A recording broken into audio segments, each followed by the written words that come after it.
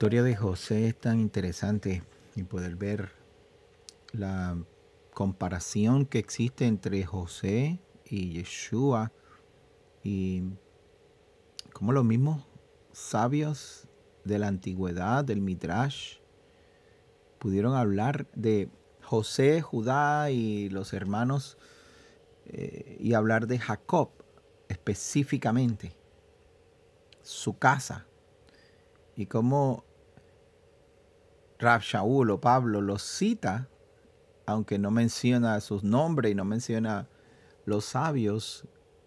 Rab Shaul utiliza una expresión y una frase para conectar lo que Yeshua y el pueblo de Israel vivió con José. Vamos a ver eso esta tarde. Shalom. Quien les habla es el pastor Gabriel Paredes, pastor de la congregación Casa de Israel Yará, aquí en la Florida Central. Estamos contentos y felices de volver nuevamente esta semana a sus hogares, a su computadora, a su celular, donde quiera que nos esté sintonizando, esté viendo, esté reproduciendo este programa. Casa de Israel ya era una congregación de fe, de raíces hebreas, que sin conspiraciones, lo que hacemos es estudiar la escritura, ir a la profundidad, a la base de la escritura para conocer y entender la mente de nuestro Señor, nuestro Adón, Mesías Yeshua, de nuestro Rabí más excelente y de nuestro Padre Celestial, el Elohim eterno y todopoderoso, Jehová es su nombre. Me complace el que podamos compartir un ratito esta porción de esta semana, Miketz. La porción, la parashá se llama Miketz. Y queremos pues compartir unas cuantas ideas y unos pensamientos que no son original, no son mis pensamientos, pero gracias al Padre que nos ha dado la ciencia para poder ir a través de los estudios y poder encontrar esas cosas que nos va a ayudar a nosotros a comprender la mente de Elohim, el plan de Elohim, lo que Él está haciendo para con nosotros y el futuro de la casa de Israel y todos aquellos que se alleguen a la casa de Israel. Antes de entrar directamente a la enseñanza, quiero invitarles para que si desea visitar nuestra congregación, estamos en el 6311, anote la dirección, 6311 US 1792 al norte de la ciudad de Davenport, en Florida, aquí en los Estados Unidos. Es un gozo y una alegría poder recibirles allí junto con toda la familia para que cantemos, adoremos, bendigamos al Padre Celestial, que tengamos un rato de crecimiento espiritual, de elevación de nuestra alma, un rato de conexión en el día santo, el día sagrado de nuestro Padre. Al conectarnos con nuestro Padre Celestial podemos elevarnos y podemos conocer sus principios y vivir de acuerdo a la justicia que viene del cielo, al modelo celestial que le fue mostrado a Moisés y que Yeshua muy bien vino a interpretarnos de la manera correcta. Ahí estamos todos los Shabbats a las 3:30 de la tarde. Nos estamos reuniendo en la tarde. Despedimos el Shabbat ahí mismo. Venga, traiga a sus niños, traiga a su familia, traiga a sus hijos. Tenemos escuela para los niños también. Les están enseñando la parashá, le están enseñando las porciones. Nuestros hijos están enseñando. Tienen su maestro, tienen su supervisor, pero los mismos niños practican, estudian, la semana se preparan para también enseñar. Les invitamos para que venga y nos visite. Cada Shabbat en Casa de Israel Yará hay una nueva experiencia que eleva nuestra alma hacia el Padre Celestial. Bueno, vamos rapidito entonces a entrar a lo que ha estado meditando durante toda esta semana y aún desde toda la semana meditando en la porción y en lo que sucedió con los hermanos de José y con el pueblo de Israel antes de llegar hasta Egipto. Esta mañana el Padre pues se complació en abrir una ventana para ver unas cosas que están aquí en la Escritura y que vamos a estudiar hoy acerca de José. La porción se puede sumarizar o se puede si se quiere, se puede resumir, ¿verdad? En que José, la historia de José, hizo entrada a Egipto. Ya José pues fue entregado por sus hermanos desde el capítulo 36 y 37, José fue vendido por sus hermanos a los madianitas, ¿verdad? Que subían hacia Egipto, gente que era contemporáneos y tenían conexión con los ismaelitas, y ellos subían bajaban hacia Egipto desde Siquem, y allá estaban los hermanos de José, los hijos de Jacob. Estaba Judá, Rubén, Simeón, Isaacar, Leví, Gad, Asher. Todos sus hermanos estaban allí pastoreando ovejas, y José fue enviado por su padre para que velara a ver dónde estaban sus hermanos y qué estaban haciendo. Y él les llevó alimentos y fue a buscar a sus hermanos. Y los hermanos lo vieron de lejos, dijeron: mira, ahí viene el soñador de sueños. Y nosotros pues tratamos de compartir lo mejor que pudimos la conexión entre este José que fue mirado desde lejos con Yeshua, nuestro Mesías, el cual vino como siervo sufriente. Los mismos sabios de Israel saben que el Mesías viene primero como siervo sufriente. Lo que ellos no quieren reconocer es que Yeshua, nuestro Mesías, es ese siervo sufriente que vino primero para reconciliar al mundo con el Dios de Israel, con el Elohim de Israel. Así sus hermanos lo vieron de lejos y lo reconocieron y dijeron: mira, este es el que se cree, el que va a reinar sobre nosotros. Vamos a tirarlo a un pozo a ver qué va a pasar con su sueño. Y vinieron y todos planificaron y lo atraparon, le rasgaron sus vestiduras, lo tiraron en un pozo donde no había agua, y allí su hermano suplicaba para que lo sacaran, y sus hermanos fueron y se sentaron a comer. Después que lo tiraron al pozo, se sentaron a comer. No sé cómo pudieron haber hecho eso. Génesis 37. Y luego vieron la caravana de los madianitas y se lo llevaron, lo sacaron del pozo y lo vendieron. Luego regresan a donde su padre, mataron un cabrito y ensangrentaron sus ropas, su túnica de autoridad. La bañaron la autoridad de Joseph, con sangre de un cabrito. Se lo llevaron al padre, y el padre vio la muerte de su hijo. él pensó que su hijo estaba muerto y rasgó sus vestidos. Una de las cosas que más me impresiona es que Jacob, la metáfora tan preciosa que tenemos en Jacob como el Padre Celestial, como si Jacob, cuyo nombre es Israel, representara a nuestro Padre Celestial, y él ve a su hijo, ve la sangre de su hijo, sangre manchada, ropas manchadas con sangre de un cabrito, de un cabro, ¿sabe? Y rasga sus vestidos y dice de esta manera: yo iré al sepulcro llorando, yo moriré llorando de tristeza, moriré triste porque no vi lo que sucedió con mi hijo. Y es interesante el pensar que cuando Jacob dice: yo iré al sepulcro llorando, me recuerda cuando la escritura dice que Yeshua fue llevado a lo más profundo del Seol, el Hades y el Seol, que es llamado el infierno, ¿no? Traducido en griego al infierno, o al español al infierno. Y el Hades es el lugar de muerte. Y dice la escritura bien claramente que si confesares, ¿verdad? Romanos capítulo 10, si confesares con tu boca que Yeshua es el Elohim, es el Adón, perdón, que Yeshua es Adón, y creyeres en tu corazón que Elohim lo sacó de entre los muertos, lo resucitó de entre los muertos, ¿qué más pudiéramos pensar nosotros que el mismo Elohim fue al lugar de la muerte para rescatar a su hijo?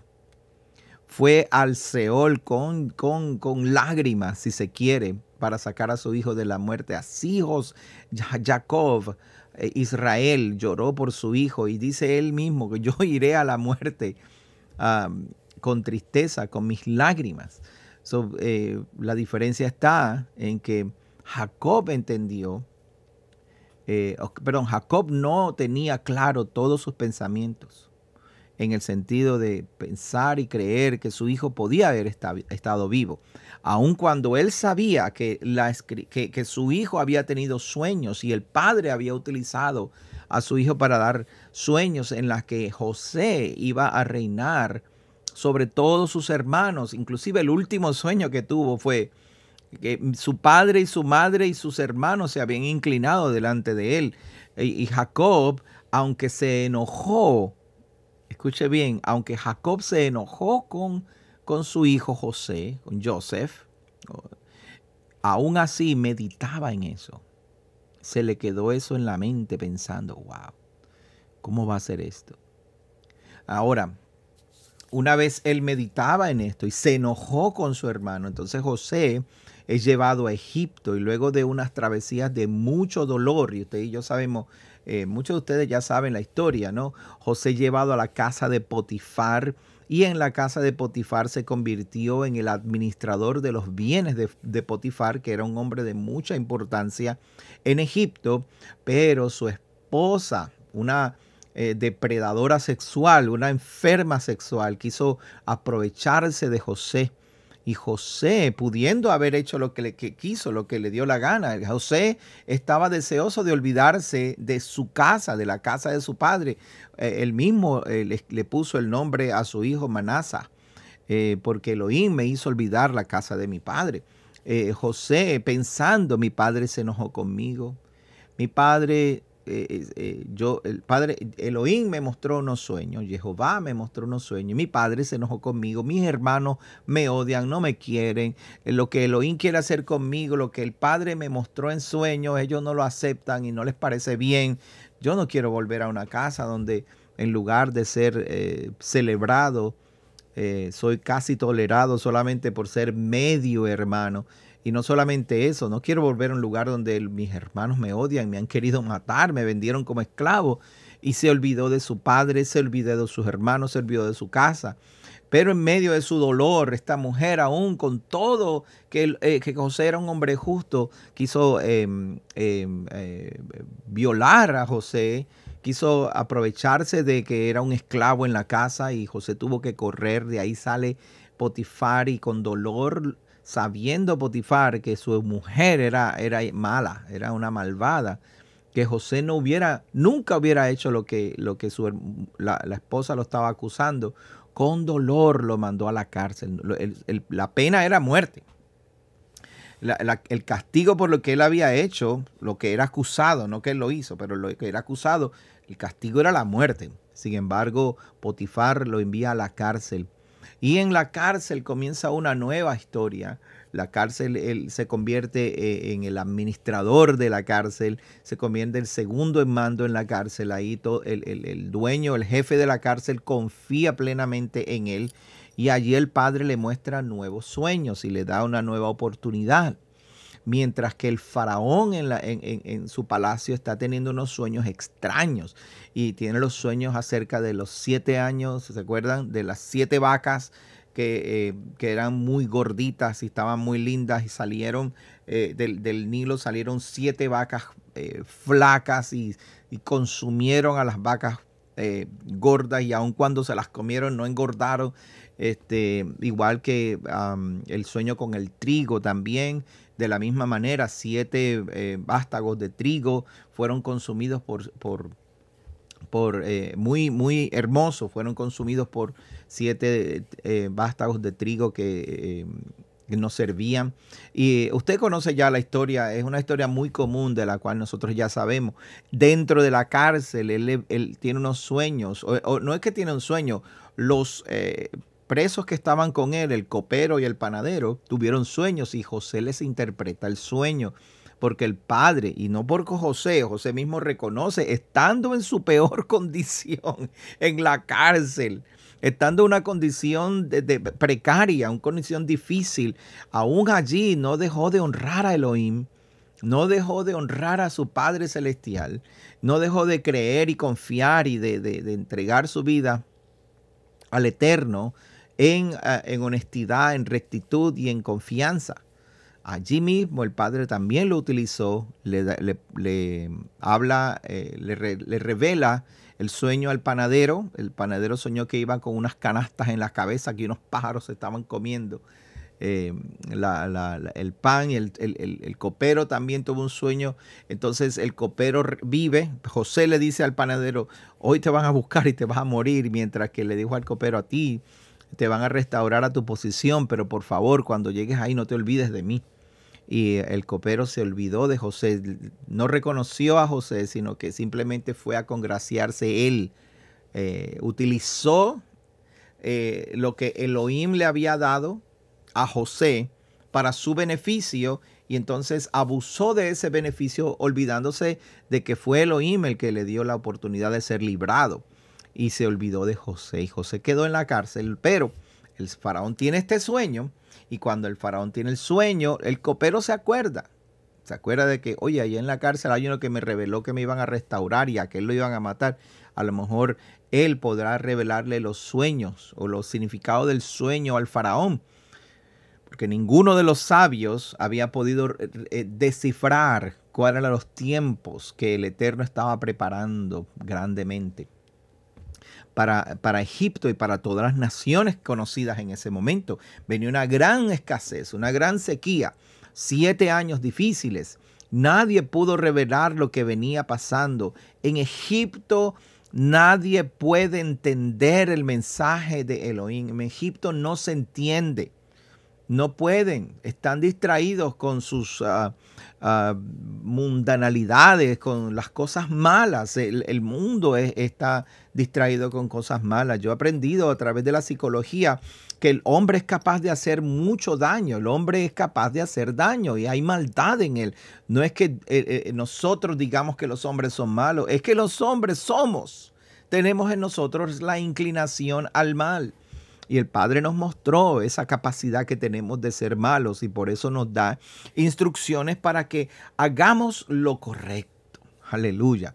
Ahora José es llamado de su prisión y fue lavado, cambiado sus ropas y fue hasta donde el faraón. Que llegar al faraón requiere de unas cualidades demasiado altas y unos requerimientos que no cualquier persona, esto no fue algo casual, que uno dice, bueno, agarraron a este que adivinó unos sueños y la pararon delante del faraón. No es tan casual. Hay unos requerimientos en el antiguo Medio Oriente. No cualquier persona puede llegar delante del trono o delante de la presencia para ellos, Dios, el líder. El faraón representaba a Dios en medio de los hombres, el líder más grande del imperio, si se quiere, de todo, del Alto y Bajo Egipto y todas sus 9 provincias. Era él. Él era el Ra, el Elohim vivo, el Dios vivo, si se quiere, ¿verdad? De hecho, era Horus vivo, el Hijo de Dios aquí en la tierra. Pararse delante de él era algo que no era posible para cualquier persona. Y estoy hablando en esto en términos históricos. No, para mí el único que es hijo de Elohim es Yeshua, mi Mesías, y el único Dios, o el único Elohim creador es Jehová de los ejércitos. No, yo estoy hablando en términos históricos. Ahora, José se para delante de Faraón, lo llevaron delante del Faraón y se para, y el Faraón le habla, le dice, dime si tú sabes lo que quiere decir el sueño, interprétamelo. A ver. Y José dijo, yo no soy el que interpreto el sueño, no es a mí, que yo no soy el que tengo la habilidad de saber estas cosas. Le dice José, eso es increíble. José le dice, yo no tengo la habilidad de nada, sino que el Elohim de los cielos, el Elohim de Israel, ese es el que sabe. Y ese pues ese es el que va a darnos a todos nosotros lo que significa el sueño. Y el faraón escucha las palabras de José. José le dice lo que va a pasar: 7 años de vacas gordas, donde va a haber mucha abundancia, pero luego vendrán 7 de vacas flacas.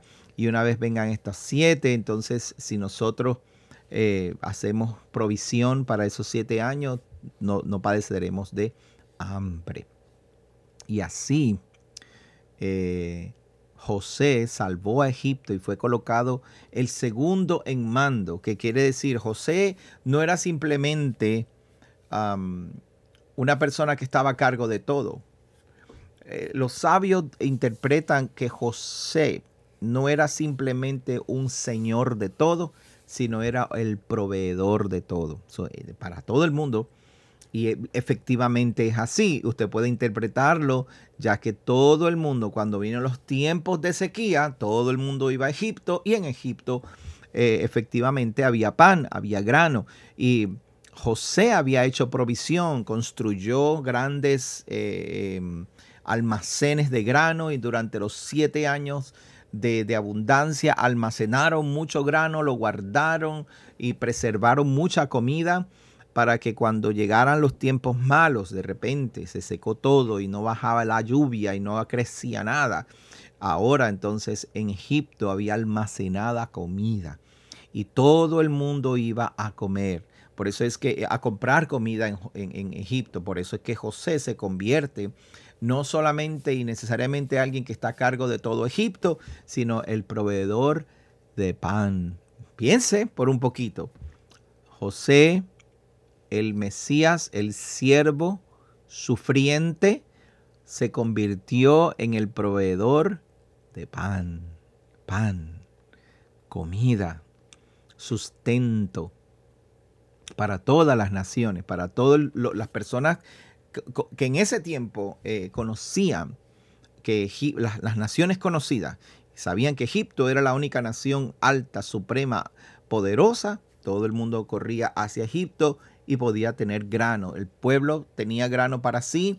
Los extranjeros compraban grano en Egipto.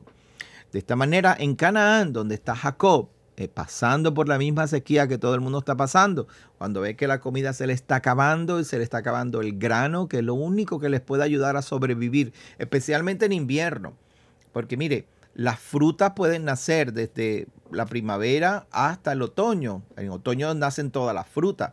Y tienen frutos ellos, pero tan pronto llega el invierno ya no sale nada de la tierra y lo único que se conserva es el grano. El grano de trigo especialmente es un grano que usted puede guardar por años y años y años y años, y si no le entra ninguna plaga se conserva bien y se puede utilizar. Pues eso es lo que ellos no tenían. No tenían grano, había sequía y no había grano, y pasaban los años y todo lo que Jacob y sus hijos habían almacenado se había perdido ya, se había acabado, y cuando se estaba acabando dijeron, ¿qué vamos a hacer? Nos vamos a morir de hambre. Entonces Jacob le dice, vayan a Egipto, que allá hay comida, y traigan, lleven dinero en su mano, y lleven bolsa y traigan comida, y allá se fueron. Se quedó Jacob con Benjamín en Canaán, mientras sus hijos fueron a buscar, los 10 hijos fueron a buscar grano. Y cuando llegan a Egipto, allá José los recibe y José se da cuenta que son sus hermanos. Los hijos de Israel llegan hasta Egipto. Y ahí es donde nuestra parashá se pone interesante. Porque cuando ellos llegan a Egipto, José los reconoce y les dice, estos son los sinvergüenzas que me vendieron. Algunas personas se hacen esta pregunta, haciendo un paréntesis, ¿por qué José no, siendo el hombre más poderoso de Egipto, no mandó a buscar a su padre? No mandó a buscar, a mandarle una carta, un mensaje, decirle, papá, estoy bien. ¿Por qué José en los 17 años que estuvo allí, no, en los 14 años que él vivió, por todo este tiempo difícil, no hizo nada para comunicarse con su papá? Después los 7 años de abundancia, donde José le dieron una esposa, le cambiaron el nombre, fue adoptado, ahora está en segundo, es una persona sumamente influyente. Es el único que está por encima de José, es el faraón. Entonces, ¿qué pasó? ¿Por qué no se llamó a su padre? Y la interpretación o una de las respuestas que se da es porque José quiso olvidar la casa de su padre y tenía miedo de la casa de su padre. Y sus hermanos lo quisieron matar y su papá estuvo molesto con él y dijo, ya en la casa de mi padre nadie me quiere, eso me voy, no quiero saber tampoco de ellos. Y así, como les dije al principio, le puso el nombre a su primer hijo en Egipto, Manasa. Ahora, su segundo hijo se llama Efraín. ¿Por qué su segundo hijo se llama Efraín? Porque yo me olvidé de la casa de mi padre y Elohim me hizo prosperar a mí. La bendición, la prosperidad, la abundancia me la dio Elohim a mí. Y por eso se llama Efraín, que se llama superabundancia o prosperidad. De hecho, significa superabundancia o mucha abundancia. Ahora sus hermanos llegan a Egipto, él los ve, los reconoce, dice, estos son los sinvergüenzas que me quisieron matar. Déjame ver qué se las trae, qué es lo que ellos se traen. Entonces, ahí es donde comienza nuestra porción. Y empezamos a ver esto que yo quiero comentar con ustedes en los próximos minutos. No voy a estar mucho tiempo con ustedes porque de verdad hay mucho que meditar en esto y no quiero darle mucha vuelta. Solamente le conté todo este resumen hasta aquí para que ustedes tuvieran la idea de hacia dónde vamos. Primero, tenemos que considerar algo que los sabios consideraban. Y les voy a poner aquí este verso bíblico en Génesis capítulo 37, el verso 6. Déjame buscárselo aquí. No, perdón, el verso 6, no, el verso 25. Génesis 37, verso 25. ¿Ok? Mire lo que dice este verso. Y se sentaron a comer pan cuando los hermanos de José lo enviaron lo tiraron al foso, perdón. Los hermanos de José lo tiraron al foso. Después de haberlo tirado al foso, mira lo que dice aquí. En el verso 23, sucedió pues que cuando llegó José a sus hermanos, ellos le quitaron a José su túnica, la túnica de colores que tenía sobre sí, y le tomaron y le echaron en cisterna, pero la cisterna estaba vacía y no había en ella agua.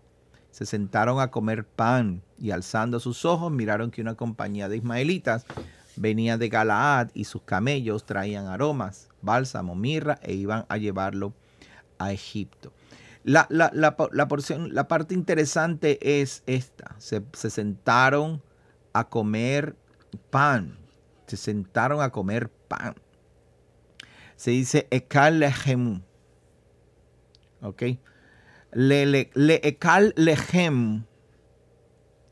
Ekal lehem, así se dice en hebreo. Lehem es pan, el pan, y ekal es sentarse, ¿no? Eso es lo que dice en la escritura allí. Pero si buscamos bien, sentarse a comer significa, perdón, ekal lo que significa es comer pan. Cuando ellos se sientan, toman esa palabra de sentarse, se dice vayesbu, sentarse. Eso implica que ellos, como quien se muda a vivir en un lugar, me asenté a no simplemente tomar asiento, sino me quedé meditando, me asenté, me quedé a vivir en ese lugar comiendo el pan. ¿Ok? La controversia, si se quiere, o la meditación que ocurre cuando viene esto es en lo que está alrededor de ellos. Fíjense bien, ellos toman a su hermano, le quitan sus ropas y lo tiran a un pozo y después se sientan a comer. ¿Quién puede sentarse a comer así simplemente después de haber hecho una maldad como esta con su hermano? Claro, una persona que tiene maldad en su corazón es la única persona que puede pensar, aquí no hay ningún problema, yo hago esto y y me siento y no tiene escrúpulo, no tiene pensamiento de que, wow, lo que hice estuvo mal, lo que hice estuvo duro, ¿cómo es posible que yo tenga un corazón tan difícil de manejar, verdad? Y ellos hicieron eso. Me recuerda claramente el día que Yeshua fue entregado al madero. El Yeshua fue entregado primero.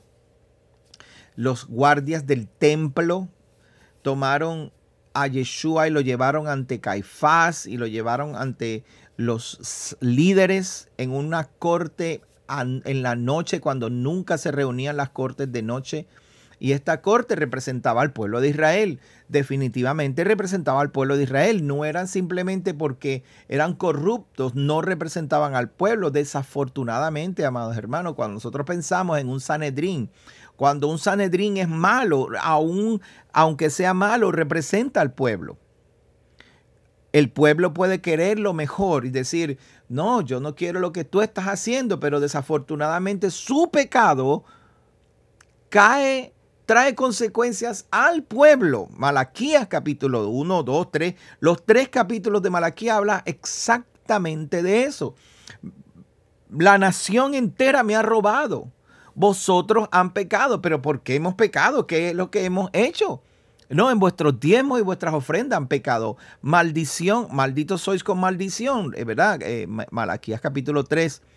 Vosotros me han robado. ¿En qué te hemos robado? En vuestros diezmos y ofrendas. Porque dicen que la perniquebrada y la tuerta y la oveja fea me la traen y todo está bien, como si no fuera nada. Y el pueblo, ustedes no le dicen nada al pueblo. Y los culpables son los levitas. El capítulo 2 dice, ¿por qué nosotros somos culpables? Y él dice, porque el pueblo viene a donde ustedes a buscar la ley. Es a donde ustedes que el pueblo necesita venir para aprender. En el tiempo en que Yeshua fue juzgado injustamente, ellos estaban en representación del pueblo. Y ellos en su pecado trajeron maldición al pueblo, pero algo importante ocurrió. Algo sumamente importante ocurrió y se los voy a mostrar aquí en la escritura para que ustedes tengan idea. Mire aquí. En Juan, vamos a ir al libro de Juan. Conmigo, todos ustedes, busquen su Biblia también, por favor. Mire, el libro de Juan, capítulo 11, vea conmigo. Capítulo 11. Espero que lo esté viendo ahí, versos 50. Tenemos que leerlo en contexto, obviamente. En el verso 50, mire lo que dice aquí. Vamos a leer desde el 45. Entonces, muchos de los judíos que se habían venido para acompañar a María y vieron lo que Yeshua hizo, creyeron en él. Pero algunos de ellos fueron a los fariseos y le dijeron que Yeshua había hecho, que había resucitado a Lázaro. Entonces los principales sacerdotes y los fariseos reunieron al Sanedrín, al concilio, y dijeron, ¿qué haremos? Porque este hombre hace muchas señales. Todo el Sanedrín se reunieron diciendo, ahí está Yeshua, está haciendo muchas señales. Si dejamos así, todos creerán en él y entonces los romanos nos van a hacer daño. Vendrán los romanos y destruirán nuestro lugar santo y nuestra nación. O sea que el miedo de los judíos era que Yeshua convirtiera la nación completa en seguidores de él, lo establecieran como rey y que los romanos no les gustara la idea. Entonces destruyeran a Jerusalén. Entonces Caifás, uno de ellos, sumo sacerdote, aquel año, les dijo, vosotros no sabéis nada ni pensáis que nos conviene que un hombre muera por el pueblo y que no toda la nación perezca. Caifás, el sumo sacerdote, que es la máxima autoridad delante del pueblo y delante del Eterno, toma una decisión y le dice a todo el mundo, a nombre del pueblo, ni pensáis que nos conviene que un hombre muera por el pueblo y no que toda la nación perezca. Pues Caifás está diciendo, vamos a entregar a uno por todos nosotros. Todos los que estaban, José y sus hermanos, dijeron, mira, ahí viene el soñador de sueños, vamos a tirarlo en el foso y que muera y a ver qué va a hacer de su sueño. Y así todos nosotros nos quedamos con la autoridad que se le dio a José. ¿Ah? Entonces, mire lo que dice la escritura. Esto no lo dijo por sí mismo, sino que como era sumo sacerdote aquel año, profetizó. Siendo el sumo sacerdote, por medio de él, Elohim habla y profetiza a través de esta persona con su mal pensamiento. Dice, va a morir uno por toda la nación. Y no solamente por la nación, sino también para congregar en uno a los hijos de Elohim que estaban dispersos. O sea, a la dispersión, a la casa de Israel, a los hermanos que estaban fuera de Judá. Los únicos que estaban en Jerusalén eran Judá y Benjamín. Estaban en el reino, los demás eran rechazados, no los querían. Así que todo el Sanedrín acordó matarle. Ese día, Yeshua fue sentenciado básicamente a muerte y todo el Sanedrín decidió matarle. Lo mismo que ocurrió con José. Ahora, al punto que querían ir, el día de la Pascua fue cuando Yeshua es entregado. Yeshua, la noche anterior, el día 14 por la noche, hizo una cena de convenio con sus discípulos y les explicó qué iba a suceder al día siguiente. Y esa cena de convenio, él la comparte con sus discípulos y les dice, yo voy a ser entregado y uno de ustedes me va a traicionar. Luego Yeshua sale, lo mandan a buscar del Sanedrín.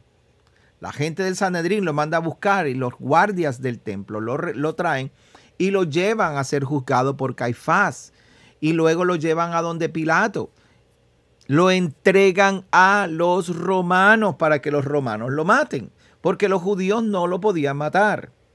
Ese corte por la noche injusta, después por la mañana lo llevan a donde Pilato, después lo llevan a donde Herodes y lo tienen de arriba abajo y lo castigan y lo golpean y lo llevan.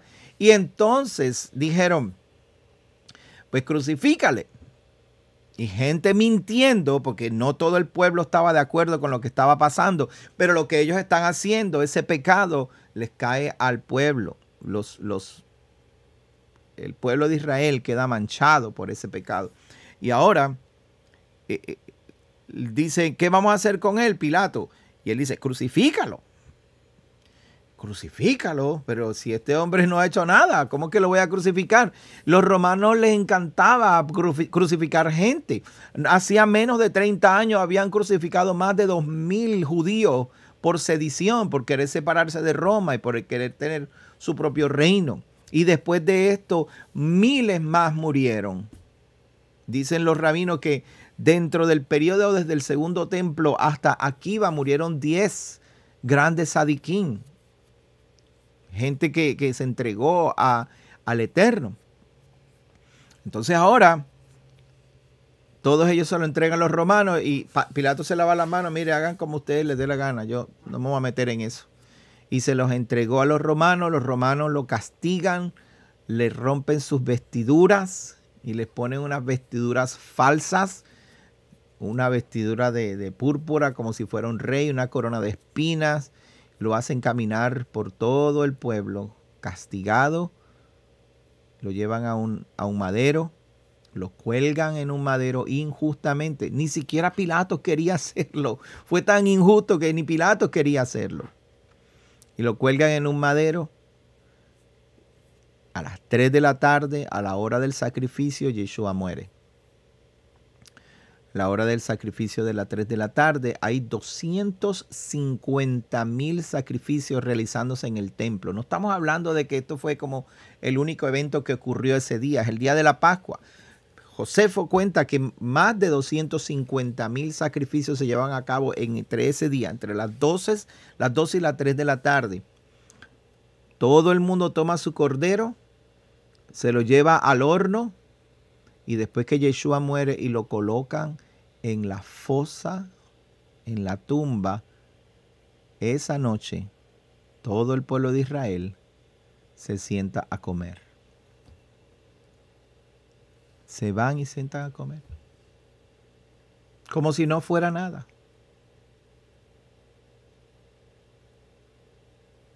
Lo mismo que le pasó a José. Pero Elohim que es justo, que es bueno, no dejó a su hijo ni a su alma en el Seol para siempre. Lo levantó. Y esa gran redención estamos nosotros por verla. Mientras tanto tenemos la gran metáfora que literalmente ocurrió, pero también si lo vemos desde el punto remés, desde el nivel de metáfora, alegórico, vemos a José en medio de las naciones del mundo, en medio de la encerrona, en medio de Egipto. Y sus hermanos habiendo pecado y habiendo llevado la maldad sobre ellos mismos. En su maldad no sabían que lo que estaban haciendo iba a repercutir en gran salvación para todo el mundo. En pan para las naciones. Pan para las naciones. Pan. Porque ellos castigaron a José, lo tiraron a la fosa, pero José se convirtió en el más grande, en el que pudo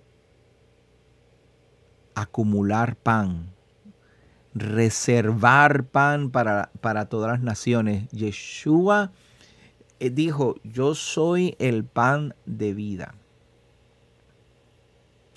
Quien come mi carne y bebe mi sangre tendrá vida eterna. ¿Sabe? No, eso es a nivel alegórico, ¿no? No estamos hablando de que literalmente comemos, como dicen los católicos, que la transustanciación, que el pan, la hostia se convierte en el cuerpo del Mesías y el vino en la sangre.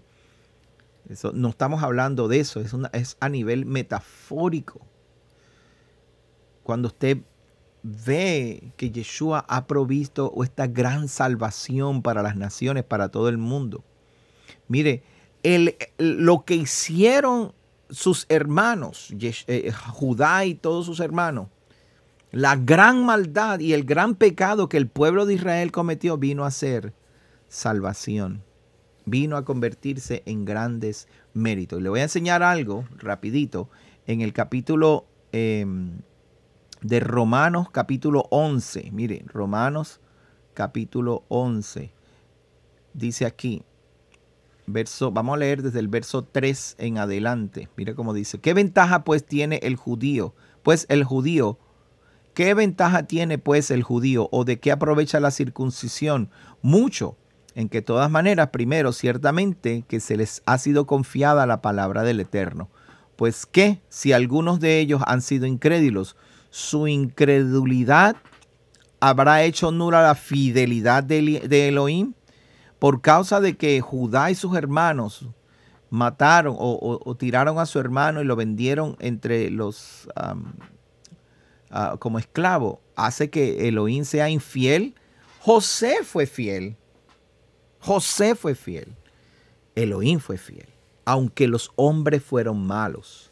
De ninguna manera, verso 4, antes bien sea Elohim veraz y todo hombre mentiroso, como está escrito, para que seas justificado en tus palabras y venzas cuando fueres juzgado. Estamos hablando en Salmo 51:4, estás hablando de que Elohim sea juzgado y salga vencedor por sus palabras. Y si nuestra injusticia hace resaltar la justicia de Elohim, ¿qué diremos? ¿Será injusto Elohim que da castigo? Esto es para los que hacen mal, ¿no? Hablo como hombre, en ninguna manera, de otro modo, ¿cómo juzgaría Elohim al mundo? Pero si por mi mentira abundó la verdad de Elohim, abundó para su honor, ¿por qué aún soy juzgado como pecador? Si es verdad, yo mentí, pero mi mentira y provocó que la verdad de Elohim surgiera, fuera elevada. ¿Y por qué no decir, como mucha gente nos calumnia y algunos cuya condenación es justa, afirman que nosotros decimos, hagamos males para vengan bienes? No, eso no es lo que hay que hacer. El hecho de que una persona al hacer mal, hay una repercusión en bien, eso no significa que tenemos que hacer mal, al contrario. Que los malos sean malos. ¿Qué pues? ¿Somos nosotros mejores que ellos? En ninguna manera, pues ya hemos acusado a judíos y a gentiles que todos están bajo pecado, como está escrito. No hay justo ni aun uno. No hay quien entienda. No hay quien busque a Elohim. Todos se desviaron a una, se hicieron inútiles. No hay quien haga lo bueno. No hay ni siquiera uno. Sepulcro abierto es su garganta. Con su lengua engañan. Veneno de áspides hay debajo de sus labios. Su boca está llena de maldición y amargura. Sus pies se apresuran para derramar sangre. Quebranto y desventura hay en sus caminos y no conocieron camino de paz. No hay temor de Elohim delante de sus ojos. Pero sabemos que todo lo que la ley dice, lo dice a los que están bajo la ley, para que toda boca se cierre y todo el mundo quede bajo juicio de Elohim, ya que por las obras de la ley ningún ser humano será justificado delante de él, porque por medio de la ley es que sabemos lo que es malo. Pablo nos explica específicamente que somos malos, hemos hecho mal, pero eso no significa que al hacer nosotros mal abunde el bien, se sepa lo que es bueno. Eso no significa, pues vamos a seguir haciendo lo malo para que se vea que hay una contraparte. ¿Sabes? No vamos a seguir apagando luces para que quede una pequeña luz y sepamos, mira, sí hay luz. No, eso no es la idea. La ley fue hecha para que Elohim se justificara a sí mismo, fuera justificado y nadie pudiera decir, no, mira, es verdad, yo soy justo y Elohim me está castigando injustamente porque yo he hecho lo bueno. Y Elohim dice, bueno, yo te dejé mi palabra, está allí. Vamos a ver si es verdad que estás haciendo lo bueno. Ahora, mire este verso que quiero mostrárselo rápido y quiero mostrarle lo que dice la Mishnah. La Mishnah, los sabios dijeron esto primero que Pablo. Mire esto. En el capítulo del mismo Romanos, pero el capítulo 11, mire así. Aquí. Verso 11. Romanos capítulo 11, verso 11. Aquí está. Digo pues, ¿ha tropezado los de Israel para que cayesen? En ninguna manera. Pero por su transgresión vino la salvación a los gentiles para provocarles a celo. Luego dice, y si su transgresión es la riqueza del mundo y su defección la riqueza de los gentiles, cuánto más su plena restauración. Mire, Pablo, Rav Shaul, está diciendo, toda esa maldad que Israel hizo, la que hicieron con José, la que hicieron cuando pecaron, durante todos estos años que trataron de establecer el reino en la casa en Israel y no lo lograron por irse tras su maldad. Ezequiel dice, mira, tus ropas fueron rasgadas, ustedes fueron tan malos, ustedes se pervirtieron. Luego con Yeshua viene, dice, vengo para traerle salvación, vengo para traer buenas noticias, para interpretar bien la ley, vamos a restaurar a la dispersión, vamos a comenzar a establecer el reino de mi Padre.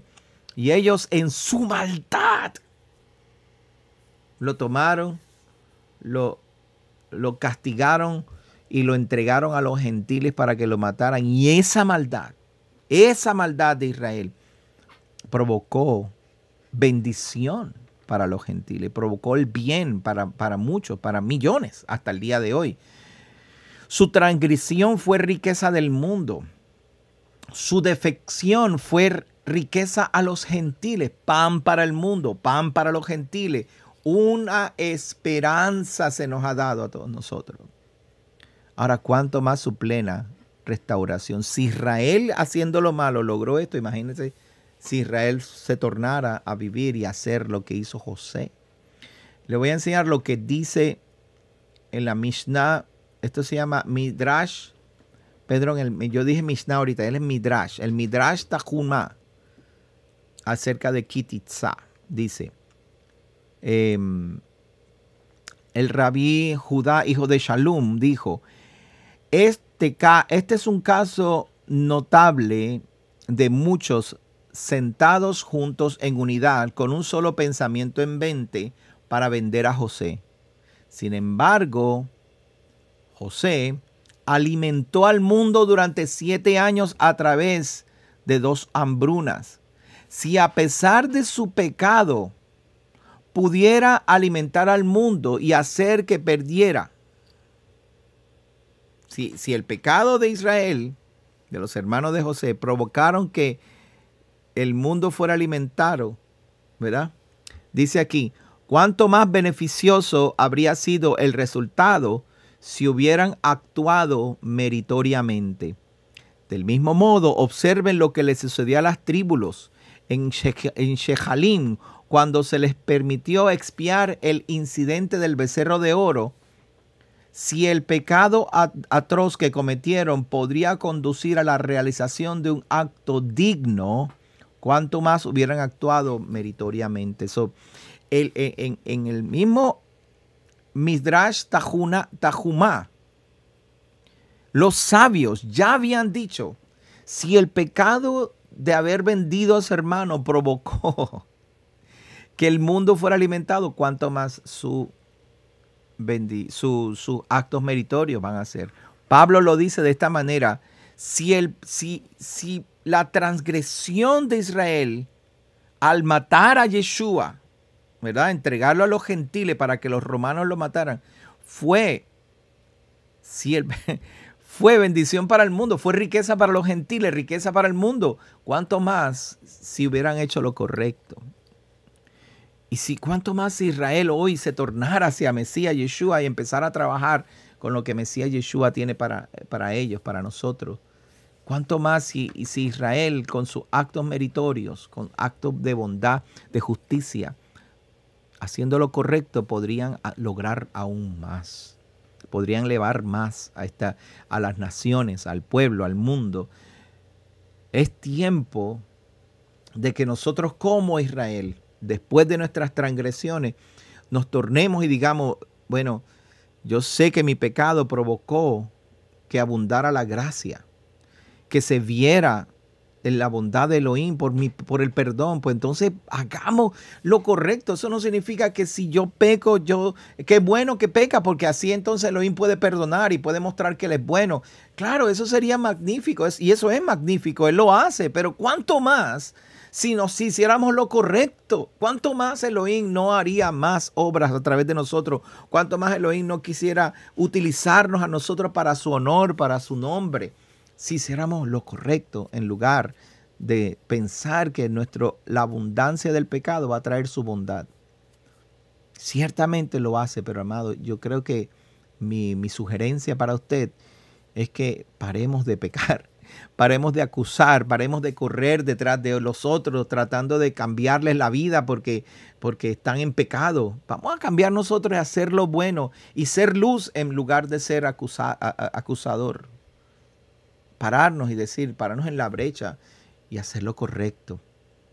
Ese es el problema que tenemos hoy en día, especialmente en esta fecha. Esta semana es la semana de torrarismo, como dice Pastor Walter. Nos convertimos en terroristas de la Torah, acusando a todo el mundo porque ponen árboles o ponen garland o que ponen adornos y adoran a un niño, al niño Jesús o lo que sea, y adoran las Navidades, a Santa Claus y todas esas cosas, y nos convertimos en terroristas. Mire, olvídese de eso, no piense tanto, no acuse ni corra tanto tras aquellos que están haciendo, se están equivocados sin saber, algunos sabiendo, a algunos no le importa, yo sé. Hay personas que me lo han dicho así, a mí me gusta, ¿y qué pasa? Me lo han dicho así, sabiendo que yo sé que es pagano, pero a mí me gusta. Pues yo hace años que yo paré de eso y empecé a decir, yo decidí decirme a mí mismo, mira, tú no vas a cambiar a nadie. Haz tú lo correcto y no acuses a nadie. Deja de hacer el mal y haz el bien. Y aprendí. Porque si mi pecado trajo tanta bondad y misericordia de Elohim, ¿cuánto más va a traer mis méritos, mi trabajo, mi fe, mis acciones de fe? Tenemos que cambiar ya nuestra mente, nuestra forma de pensar. Vivimos en una constante, el americano dice self-pity. Todo el tiempo estamos, ay, yo que sufro, que me ha pasado tantas cosas malas, pero entonces Dios me salvó. Ay, yo que era tan pecador, y empieza a contar el testimonio y se lo saborean nuevamente. Tenemos que parar ya y empezar a crecer. Rav Shaul, o quien haya sido el que escribió el libro de los Hebreos, lo dijo en el capítulo 6. Paremos ya con esa doctrina de arrepentimiento, de bautismo, de volver a la cruz. Llévame a la cruz otra vez. Y no paramos, seguimos yendo a la cruz todo el tiempo. Yo veo al Padre diciendo, mijo, ¿qué vas a hacer después de la cruz? ¿Tienes que hacer algo? Porque Yeshua no va a volver a bajar si sigues pecando voluntariamente después de haber disfrutado de todos los beneficios, de todo el fruto, de todos los bienes del mundo venidero, y vas a volver a caer. Vas a volver a crucificar al Mesías. Hagamos lo correcto. Vivamos correctamente. Aprendamos de los errores del pasado y crezcamos para honrar el nombre de nuestro Padre, nuestro Elohim. Gracias por estar conmigo en esta noche, en esta tarde, en la mañana, a la hora que haya visto el mensaje. Espero que lo haya disfrutado, que hayamos aprendido juntos. Por favor, envíeme su comentario. Hay muchos que pusen comentarios ahí. Me gusta cuando por lo menos me saludan y eso. Pero también, si tiene algunas dudas, algunas preguntas o quiere añadir a nuestro mensaje, pues háganoslo saber, porque aquí estamos para que juntos crezcamos. Recuerde, somos Casa de Israel Yará. Aquí en la Florida Central, nuestros servicios son los sábados a las 3:30 de la tarde. Nuestra dirección es 6311 US 1792 al norte de la ciudad de Davenport, en la Florida, 33896. Gracias por estar conmigo, que el Padre les bendiga y les guarde, y nos veremos la próxima semana. Shalom.